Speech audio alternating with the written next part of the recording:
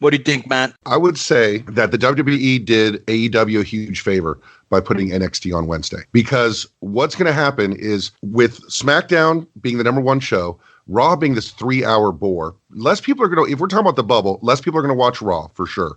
More people are going to watch NXT. NXT is a better product. It really is. It doesn't have the stars yet, but all the things you talked about earlier about listening to the fans, putting things together that make sense, NXT does that. And NXT has been a product that is also growing. And by WWE putting NXT up against AEW on Wednesdays, I think we're going to see that war. And I think we're going to see Raw really suffer. And I don't think SmackDown's going to do that great as well. I'm going to disagree with the Raw suffering. I think the strength of the Fox advertising and getting people like what they're going to. Bro, I've said it.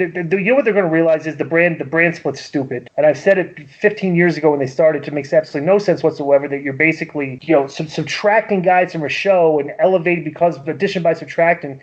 You're elevating guys that shouldn't be elevated, and the next thing you know, you have a bunch of mid-carders on both shows. It hasn't worked yet. They've tried it 3 times. It hasn't worked yet. So at the same time, though, they're gonna put all the big names over on SmackDown because that's where Fox is. But right? You know what they're going to finally realize is, wow, we're putting the big names on. We're putting all these big names on. The show happens, all right. What can the WWE do? Sunday football's coming around. Tons of people watching football. Fox, let's advertise. Hey, look what happened on Fox Friday night. Watch Raw Monday and watch SmackDown. Bro, the strength of Fox advertising. What they have right now with Fox is the best thing. That's their bread and butter right now. But this is the thing I said. This marketing tool to promote their show. Okay, they need to use that. This is the thing to promote for Raw too. This is the thing I said the other day, is that it doesn't matter how well of a promotional vehicle you have. Once you get eyes on the product, if the product sucks, people are going to stop watching it. They don't have a great product. And then the other thing that I think is, they already made WWE blink once, congratulating AEW on their success. Ooh, that sounded whoa. Okay, that was number one. Number two, what's going to happen is they're probably going to keep beating NXT on Wednesday. They're going to start having to bring more star power, more special appearances on that show, and then Wednesdays are going to heat up, because I disagree. Yes, Monday traditionally has been the night for wrestling, but like I said, there's a whole new fan base that doesn't give a fuck about that. And if there's something like me, if something's good, if my favorite show moves from Monday to Wednesday, I'm watching it on Wednesday. I'm not going to stop watching it just because it isn't on Monday anymore. I love that Disco is always like, this is the way it's always been, and this is the way it should be, right? Wrestling's always been on Monday nights, and that's the way it's always should be. Wrestling's always had larger than life guys. That's the way it should be. Things change, and it might be a good, for all these fans, you talk about bringing the casuals back, it might be a great indicator to fans that have left Mondays, like, Mondays ain't a thing anymore, guys. Wednesdays is the shit. Let's watch Wednesdays. And if you look at more stars being on SmackDown, Raw being 3 hours, I'm a wrestling fan, and I also podcast on wrestling. So I'm not going to watch all these hours. What's going to go first? It's Raw. Raw's gone, and it just has to. It's too long. They're going to have less stars. And I think Joe agrees too. And well, you got to remember, Disco's in the disco bubble, which has a stripper pole in the middle that says the 90s, and he's wrapped around it like a koala bear would be. But here's the thing. There's so much wrestling, and this is how I have to consume that. But it's a true shot. But this is how I consume the product now, because there's so much shit. I'll watch and I'll find out, what people are putting over that was good or something that interests me, whether it's a promo or a match or an angle, and then I'll just watch that. Now, as far as Raw, and Disco actually put me up on this, and I'll thank him for that, is it was impossible for me to sit 3 hours of that bullshit. So I just watched a 30-minute condensed version. That's what I watched, and that's how I watch the show now. And it's gotten to the point where Disco and I don't even really watch the condensed version. Like, you can't even get us to do that because we're so disinterested.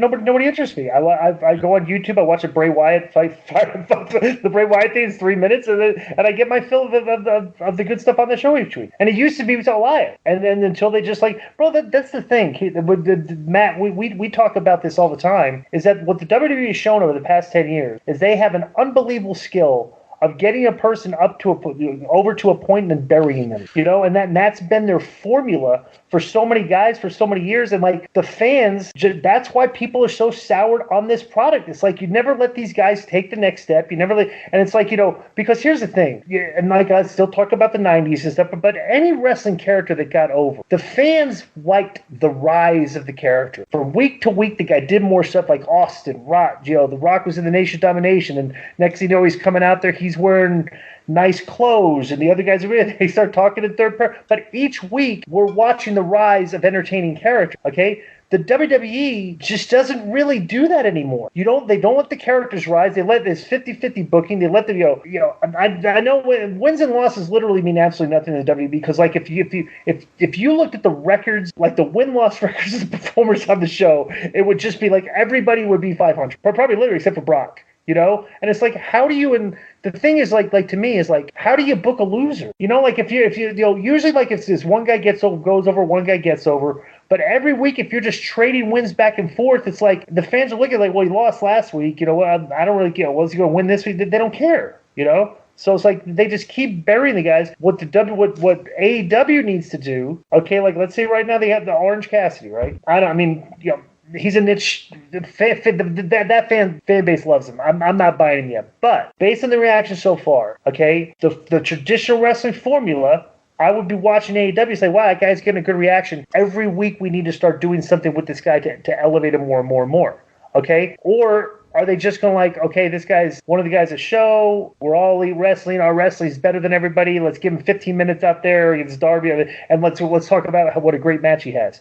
That formula to me is not going to work. Orange Cassidy needs to be in an angle, needs to do something, because that's what wrestling fans get behind. The rise of the elevation of the character. And to do that, the guy's got to do more stuff better. He's got to do it better than he did the week before. You have to book him better than he did the week before. That's, I don't know. I mean, I'm not even criticizing AEW for this, because I don't know what they're doing. And like, Vince was talking about the first show, well, they did. It's like, I don't know what the purpose was of the first show. I don't know what their mission statement was, if they just want to do a good show and stuff. But like I said, I'm going to give it 8 weeks, because professional wrestling in its successful formula has still always been a soap opera. Episodic storytelling from show to show, what makes me want to watch the next week. And it's like, and so the jury's out for me. I'm not going to criticize the show. I'm not going to praise it until I see what type of episodic storytelling they're going to do. And that's the way I'm looking at it. I'm an open book. I'm more than open to see he's what they do. He's an open old book, but he is an open. I'm saying, I know what I like. You know what I'm saying? So does everybody else. Who doesn't know what they like? Disco? Are you the only guy? No. But what I like is stuff that's been during periods of good ratings. So like you would think, it's like the stuff I want to see. There's a lot of other people that probably want to see it, because like I like the stuff when they do good ratings. So it's like, that's to me episodic storytelling. I don't give a rat's ass about the matches. There's 7 wrestling shows on TV right now, and most of the matches look the same anyway.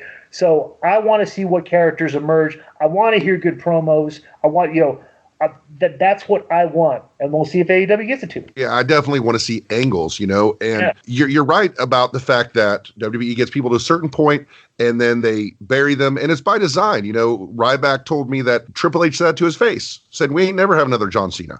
We're never going to have someone above the marquee. They need people above the marquee. I guess my question, I have a question. What is their reasoning for that? Did he give a reason? I'll tell you. Because the brand is the marquee. The WWE is the marquee. WrestleMania is the marquee. And you've got a factory in Orlando where you're just churning out wrestlers. It's like if one guy doesn't get over, you just take him off TV and try another guy. It's like literally the NXT is like a feeder system into the thing. Like you have like this revolving door of guys like just like not getting over. It's like bro. The reason they don't want to get never John Cena is they don't know how to book one. Period. Well, they don't have the creative. How do they not know how to book one if they booked one before? But here's the problem. The to me is like you have all these guys, right? And like you were saying before, whether it's 50-50 booking, look at how over Strowman was. Then they dropped that. And then look how over for a while Sasha was, and they dropped her. And how over, we could go down the fucking line. You know what I'm saying? Elias was super over for a while. Now he's a fucking joke. Lashley should have been going in there and going after Brock Lesnar, but he was bending over and showing his ass and his hamstrings with fucking Leo Rush. Now he's doing some bullshit with Lana. Like, why isn't Lashley, Brock, Kane, Strowman, and Roman all in some fucking thing where they're intertwining and fighting each other? Do you know what I'm saying? Yeah. You know, it just goes to the other thing where the creative just can't do it anymore. And it also goes to what you said earlier about Vince's age. I have a question for you, actually, Conan, about stars in AEW. Do you think, and this is just something I'm curious about, I have Conan I can talk to, so I'm going to ask, do you think they should split up Penta and Rey and have those two guys as singles, as you know, someone to appeal to the Latino audience? And also, they could be larger than life big stars too, right, as singles? Well, I think they're larger than life as tag. They're at least they're doing something that I'm a big fan of, tag team wrestling, you know, now with LAX or whatever they're calling now, Proud and Powerful, and, you know, all the teams that they have, Jack and Angelico, who also are from AAA. So I think that, you know, they want to have a strong tag team division, and I think Latinos are going to follow them, whether they're tagged or they're singles. They want to be a tag, and they're a special, so I would keep them together. I don't think, you know, they need to be split up. Because I just see Rey, I mean, of course, Penda's a legend. I just see Rey Fenix as a special talent. I don't know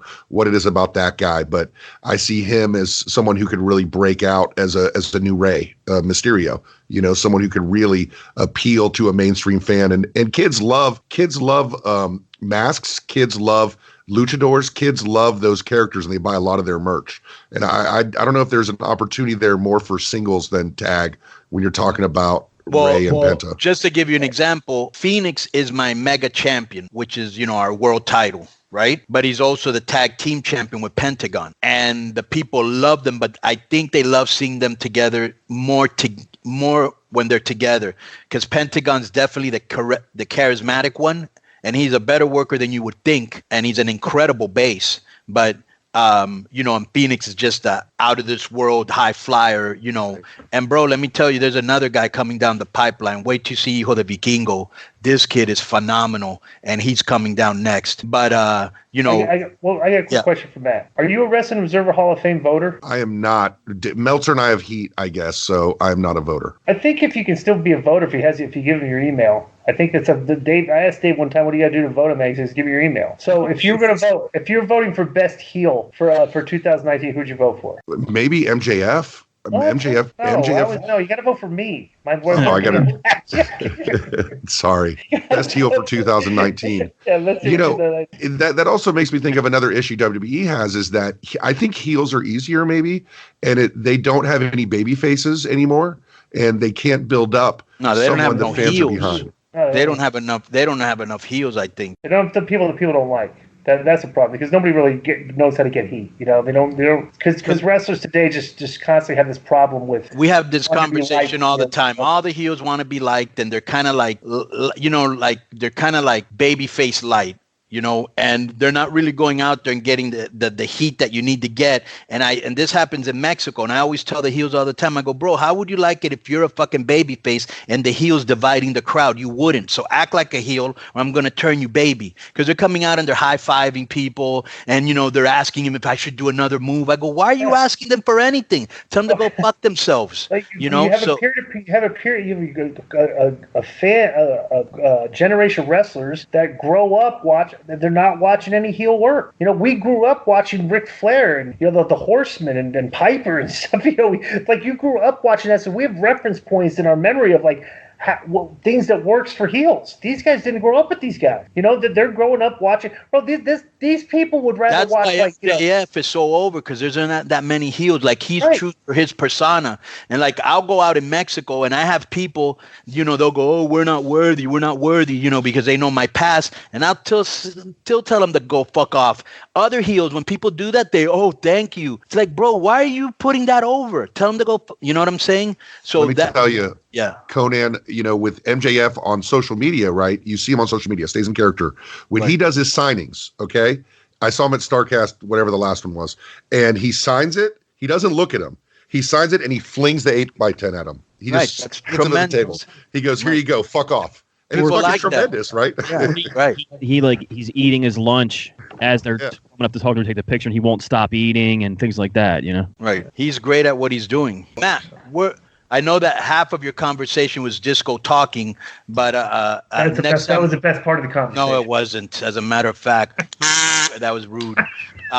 So we're going to have you back on because I really did learn too much about you, except Disco's views again and again and again. So we'll have you back. But where can people find you? Plug your podcast, whatever you want to do here. Well, I got to tell you, it's been an honor to be on. I've listened to you guys a long time. A big fan, wrestling fan a long time. So I think you guys are great. And I appreciate you having me on. I have a daily podcast called Total Engagement. It's a daily wrestling show that has bite-sized wrestling news or takes every single day, just from a fan's perspective. You can listen on the MLW Radio Network, which I know you're familiar with, Conan, or right. You can go to totalengage.net. But it's every day. We do different things every day. We try to keep it short. We know your podcast time is precious, and I know your time is precious. So I want to thank you both for having me on, and thank you as well, JoJo. All right, Matt. I want to thank you for being on, keeping it 100. Boom!